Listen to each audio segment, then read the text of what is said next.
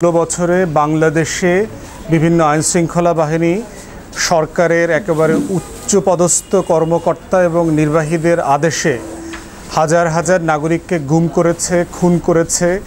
তারপরে লাশ খুঁজে পাওয়া যায় নাই, ক্রসফায়ারের নামে, ফোর্স ডিসঅ্যাপিয়ারেন্সের নামে তাদের মৃত্যুর কোনো খোঁজখবর তাদের পরিবার পরিজন কিছুই জানে না। এই প্রেক্ষিতে আমরা দেখলাম যে লক্ষণ সেন পালিয়ে যাবার পরে আয়নাঘরের সামনে, ডিজিএফআইয়ের অফিসের সামনে যারা গুমের শিকার হয়েছেন এমন পরিবার স্বজনরা, ছেলেমেয়েরা সেখানে গিয়ে প্রতিবাদ করেছে। বিশেষ করে গুম ছিলেন এমন একজন সেনা কর্মকর্তা হাসিনুর রহমান এবং মারুফজামান নামে আরেকজন কর্মকর্তা, দুইজনের নেতৃত্বে 25 থেকে 30 জন সেনা কর্মকর্তা সেখানে প্রতিবাদ করেছেন এবং স্বজনরাও সেখানে উপস্থিত ছিল। আমরা আন্তর্জাতিক গণমাধ্যমে দেখেছি যে তারাও এই বিষয়টা তুলে ধরেছে, আল জাজিরা, DW থেকে শুরু করে অনেককে। আমরা যারা গত 4-5 বছর থেকে আয়নাঘরের বিরুদ্ধে পাবলিকলি কথা বলেছি, সমালোচনা করেছি, আমরাও যথেষ্ট হুমকির মধ্যে ছিলাম এই বিষয়গুলো নিয়ে কথা বলার জন্য। একমাত্র ফলাফল দেখলাম যে 2 জনকে আয়নাঘর থেকে ছেড়ে দেওয়া হয়েছে। ব্যারিস্টার আরমান নামে একজন, যিনি একজন জামাত নেতার ছেলে যার ফাঁসি হয়ে গেছে, আর দ্বিতীয়ত আরেকজন জামাত নেতার ছেলে যিনি সেনা কর্মকর্তা ছিলেন, ব্রিগেডিয়ার জেনারেল ছিলেন আজমি, এবং সে তার লং কোর্স যেটা ছিল সেই কোর্সে তিনি অত্যন্ত পেশাদার সোর্ট অফ অনার অফিসার ছিলেন। ওনাদেরকে ছেড়ে দেওয়া হয়েছে 8 বছর পরে। এবং ব্যারিস্টার আরমানের খুব করুণ বাস্তবতার কথা আমরা পত্রিকাতে পড়লাম, সোশ্যাল মিডিয়াতে পড়লাম যে 8 বছর তাকে চোখ বেঁধে রাখা হয়েছে। 8টা বছর শুধুমাত্র বাথরুমে যাওয়ার জন্য এবং অজু করবার জন্য তাকে শুধুমাত্র দিনের কিছু সময়ের জন্য চোখটা খুলে দেওয়া হতো। এবং এই কারণে যেটা হয়েছে, তার চোখ দুটো প্রায় ড্যামেজ হয়ে গেছে।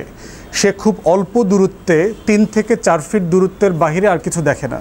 তার দুটো চোখে অপারেশন করা দরকার। তো একইভাবে আমরা দেখেছি যে ব্রিগেডিয়ার জেনারেল আজমির উপরও এই ধরনের অমানসিক নির্যাতন করা হয়েছে। তো এই 2 জনের বাহিরেও হাসিনুর রহমান, যিনি বীর প্রতীক, উনি দাবি করেছেন যে আরও মিনিমাম 30 থেকে 35 জন সে আয়নাঘরে উনি দেখেছেন উনি যখন ছিলেন। তাদের কাউকে এখনও ছাড়া হয় নাই।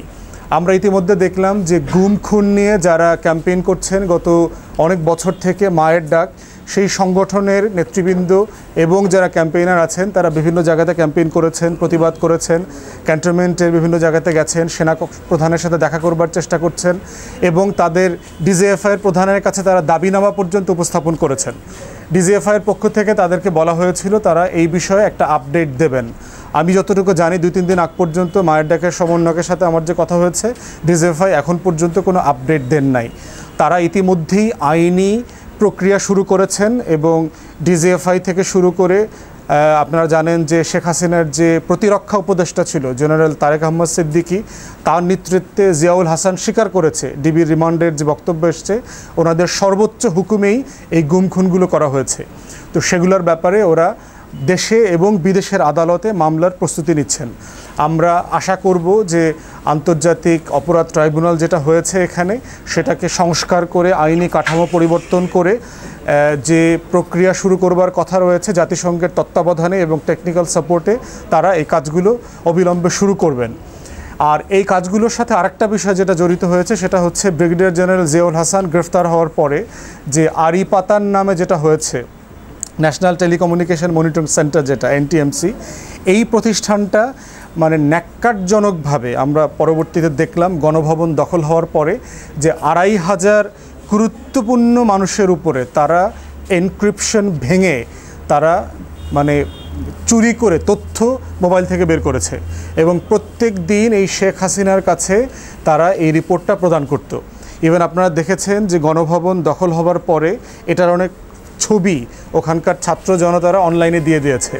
সেখানে আমরা দেখলাম যে দিন তারিখ সহ যে এই শেখ হাসিনার সাথে এই অমুকের কি কথা হয়েছে, অমুক কি বলেছে, মুখ্য সচিবের সাথে সাবেক অমুকের কি কথা হয়েছে সেটা তারা বলেছে, এবং শেখ হাসিনার আশেপাশের আওয়ামী লীগের নেতারা কে কী করছে, সরকারের বিরুদ্ধে কি বলছে, হাসিনার বিরুদ্ধে কি বলছে, সেগুলো তারা রিপোর্ট করত।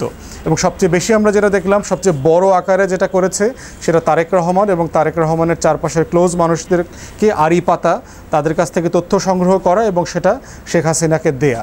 তো সব মিলিয়ে যেটা হয়েছে যে সংবিধানে আড়ি পাতার ব্যাপারে এবং অন্যান্য আইনের মাধ্যমে আমাদের আর্টিকেল 43-তে বলে দেওয়া আছে যে জাতীয় নিরাপত্তার স্বার্থে আড়ি পাতার সুযোগ আছে। সংবিধানে একটা এক্সেপশন বলে দেওয়া আছে, টেলিকমিউনিকেশন অ্যাক্ট আছে, টেকনোলজি অ্যাক্ট আছে, ডেটা প্রোটেকশন অ্যাক্ট আছে, অনেকগুলো অ্যাক্টের মাধ্যমে, তারপর digital security act, cyber security act, সব কিছুর সমন্বয়ে আড়ি পাতার একটা জায়গা, গোয়েন্দাগিরির একটা জায়গা রাষ্ট্রসিদ্ধ আইনসিদ্ধ একটা ব্যাপার।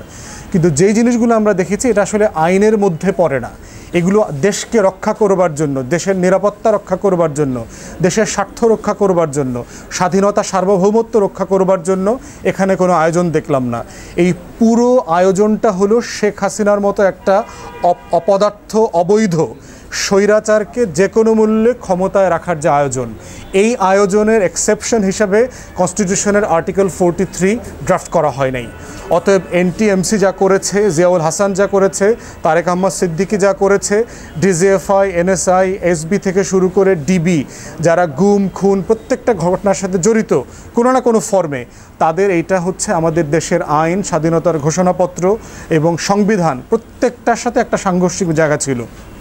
আমরা ইতিমধ্যে দাবি করেছি বাংলাদেশে গত 16 বছরের রেজিমে 4টা বড় গণহত্যা হয়েছে। তার ভিতরে প্রথম গণহত্যা হচ্ছে পিলখানা গণহত্যা, দ্বিতীয়ত হচ্ছে মতিঝিলে হেফাজতের উপরে শাপলা চত্বর গণহত্যা, তৃতীয় হচ্ছে বিএনপি, জামাত, হেফাজত, ছাত্রদল, শিবির মিলায়ে টোটাল বিরোধী দলীয় নেতাকর্মীদের উপরে ব্লক রেড দিয়ে দিয়ে সারা বাংলাদেশে যে গণহত্যা হয়েছে। আর চতুর্থ বড় গণহত্যা হয়েছে জুলাই এবং আগস্ট মাসে। এবং আমরা প্রফেসর ইউনূসকে ইতিমধ্যে লিখিতভাবে বলেছি, সরাসরিও বলেছি যে এই 4টা গণহত্যার আলাদা কমিশন করে তাদেরকে সুষ্ঠু তদন্তের মাধ্যমে যারা দায়ী তাদেরকে বিচারের মুখোমুখি করেন। গুম খুন আড়ি পাতার নামে বাক স্বাধীনতা লঙ্ঘন করা হয়েছে, বাংলাদেশের হাজার হাজার নাগরিককে যেভাবে হেয় করা হয়েছে, বিব্রত করা হয়েছে, তার প্রত্যেকটাকে আমরা বিচারের মুখোমুখি দাঁড় করানোর প্রক্রিয়া শুরু হচ্ছে এমনটা দেখতে চাই। দ্বিতীয়ত হচ্ছে গতকালকে আমরা দেখলাম যে সচিবালয়ে যে একটা ক্যাওটিক সিচুয়েশন ডেভেলপ করেছে, আনসাররা আপনার আন্দোলন করছে। আনসার বিষয়টা একটু আমাদের কাছে একটু মানে অগুছালো একটা ব্যাপার। এটা ব্রিটিশ আমল থেকে চলমান একটা প্রতিষ্ঠান। এটা একসময় ব্রিটিশ আমলে হোম গার্ড বলে পরিচিত ছিল। যখন পাকিস্তান হয়ে যায় তখন 1948-এ এটাকে নাম পরিবর্তন করা হয়। পরবর্তীতে এটাকে আপনারা দেখবেন জিয়াউর রহমানের সময় 2টা আলাদা টিম করা হয়। সেটা হচ্ছে ভিলেজ ডেভেলপমেন্ট টিম, আর একটা হচ্ছে ভিলেজ ডিফেন্স টিম, আর একটা হলো টাউন ডিফেন্স টিম, মানে গ্রাম প্রতিরক্ষা বাহিনী, শহর প্রতিরক্ষা বাহিনী। তখনকার আপনার সীমান্তে প্রচুর ভারতের মদদে কাদের সিদ্দিকী থেকে শুরু করে দেশের আওয়ামী কিছু যে বেঈমান ছিল, জাতীয় গাদ্দার ছিল, তারা বাংলাদেশের বিরুদ্ধে সশস্ত্র যুদ্ধে লিপ্ত ছিল। গ্রামে গঞ্জে আমাদের সীমান্তে শত শত নাগরিককে হত্যা করেছে ওই বাহিনীগুলো। এটার প্রোটেকশনের অংশ হিসাবে তখন জিয়াউর রহমান সাহেব এই গ্রাম প্রতিরক্ষা বাহিনী করেন। শহরেও একইভাবে করা হয়েছিল। পরবর্তীতে আইনের মধ্য দিয়ে সেটা আনসারের সাথে এবং গ্রাম প্রতিরক্ষা বাহিনী একীভূত করে ফেলা হয়।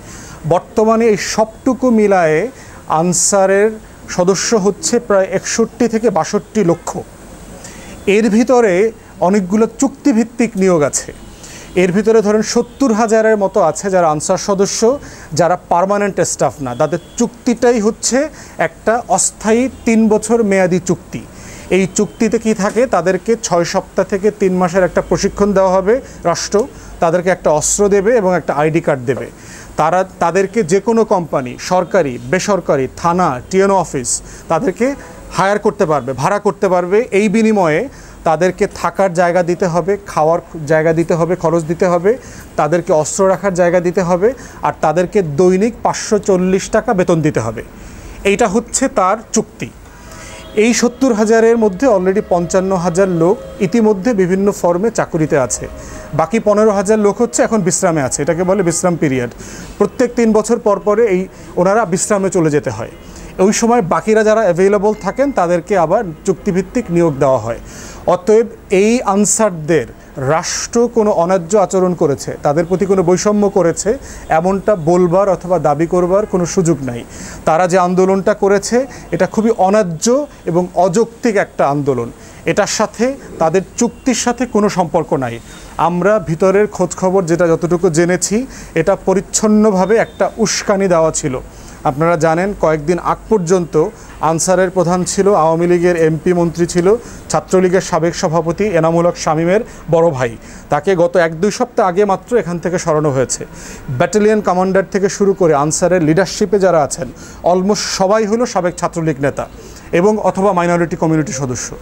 এরা সবাই মিলে পরিকল্পিতভাবে এই উস্কানিটাকে দেবার চেষ্টা করেছে এবং আপনারা দেখেছেন জুডিশিয়াল একটা কু হওয়ার চেষ্টা হয়েছিল 2 সপ্তাহ আগে প্রধান বিচারপতির নেতৃত্বে সকল বিচারপতিরা মিলে। ঠিক একইভাবে আমরা দেখলাম গত 2 সপ্তাহ থেকে আনসারদের মাধ্যমে একটা কু করার চেষ্টা করা হয়েছে। ফাইনালি গতকালকে তারা সচিবালয় ঘেরাও করেছে, কারণ তারা জানতো ডক্টর ইউনূস প্রধান উপদেষ্টা জাতির উদ্দেশ্যে ভাষণ দেবেন। এই সিচুয়েশনটাকে বিব্রত করা রাষ্ট্রকে এবং সরকারকে করবার জন্য তারা বেছে নিয়েছে। বাট সাকসেসফুলি আমাদের ছাত্র জনতা এই ষড়যন্ত্র যেটা ছিল সেটাকে রুখে দিয়েছে, প্রতিহত করে দিয়েছে। আমরা সরকারকে বলবো, অন্তর্বর্তীকালীন সরকারকে এবং রেলেভেন্ট অ্যাডভাইজার যারা আছেন তাদের বিবেচনা করা দরকার যে আপনারা কোথায় কোথায় ভুল করেছেন। একটা ডিসিপ্লিন ফোর্স কাপড় পরে মিছিল মিটিং করতে পারে কিনা, পুলিশ মিছিল করতে পারে কিনা, সশস্ত্র বাহিনীর সদস্য মিছিল করতে পারে কিনা, সিভিলিয়ানরা যারা সাধারণ মানুষ বেসামরিক লোক তারা মিছিল মিটিং করার অধিকার রাখে, তারা ব্যানার নিয়ে আন্দোলন করতে পারে। কোনো ডিসিপ্লিন ফোর্স সিস্টেমের বাইরে গিয়ে মিছিল মিটিং করতে পারে না তাদের কাপড় পরে। এটা মিউটিনি, এটা বিদ্রোহ, এটা আইন অমান্য করেছে। তাদের যে আনসার অ্যাক্ট আছে 1995, এই 95 আইনের ধারায় তারা বিদ্রোহ করেছে এবং এই কাপড় পরে যারা সরকারের বিরুদ্ধে ঘেরাও কর্মসূচি দিয়েছে তাদের সবাইকে চিহ্নিত করে মিউটিনিয়ার হিসাবে বিচারের মুখোমুখি করতে হবে এবং জরুরি ভিত্তিতে। মনে রাখবেন, যদি আনসারের বিষয়টা আপনারা ডিসাইসিভলি ডিল না করেন, কদিন পর দেখবেন যে পুলিশ কাপড় পরে রাস্তায় মিছিল করতে আসতেছে, কদিন পরে দেখবেন সশস্ত্র বাহিনীর সদস্যরা কাপড় পরে মিছিল করে আসতেছে, কদিন পরে দেখবেন যে র্যাবের সদস্যরা সশস্ত্র কাপড় পরে মিছিল করতে আসতেছে, এপিবিএনের সদস্যরা আসবে, সোয়াত আসবে, সিআরটি আসবে, সবাই আসবে এবং সবাই অস্ত্র নিয়ে বের হবে। কদিন পরে দেখবেন দেশ গৃহযুদ্ধের দিকে চলে যাবে যদি আপনারা এগুলো হ্যান্ডেল করতে না পারেন। তাহলে আমরা অন্তর্বর্তীকালীন সরকারকে বলছি, আপনাদের কপাল ভালো, আল্লাহ শুকরিয়া আদায় করেন, খুব অল্পতে এই বিদ্রোহ থেকে আপনারা বেঁচে গেছেন। এবং আনসারদের কিন্তু শর্টগান আছে এবং আপনারা জানেন যে তারা শর্টগান নিয়ে বের হইতো সিচুয়েশনটা অনেক বেশি রক্তাক্ত হইতে পারত। তারপরেও আমরা দেখেছি সচিবালয়ে বেশ কয়েকজন ছাত্র গুলিবিদ্ধ হয়েছে। এটা বের করা দরকার কোত্থেকে সেই গুলিগুলো আসছে। আমরা ধারণা করছি ইদার ছাত্রলীগ যুবলীগের লোকজন ওখানে ছিল ভিতরে, যারা উস্কানি দেওয়ার জন্য এই গুলি করেছে, অথবা কোনো আনসার সদস্যের কাছে শটগান হয়তো ছিল। সেটা তদন্তর ভিত্তিতে ইনসাফের সাথে বিচার করে এই সিচুয়েশনটাকে সিরিয়াসলি হ্যান্ডেল করা দরকার, যেন কোনো ডিসিপ্লিন ফোর্স কাপড় পরে অস্ত্র নিয়ে অথবা না নিয়ে রাস্তায় আসতে না পারে। তাদের দাবি দেওয়া হ্যান্ডেল করবার জন্য তাদের আইনগত এবং তাদের ডিপার্টমেন্টাল প্রসেস আছে, সেই প্রসেসের ভিতরে তাদেরকে যেতে হবে।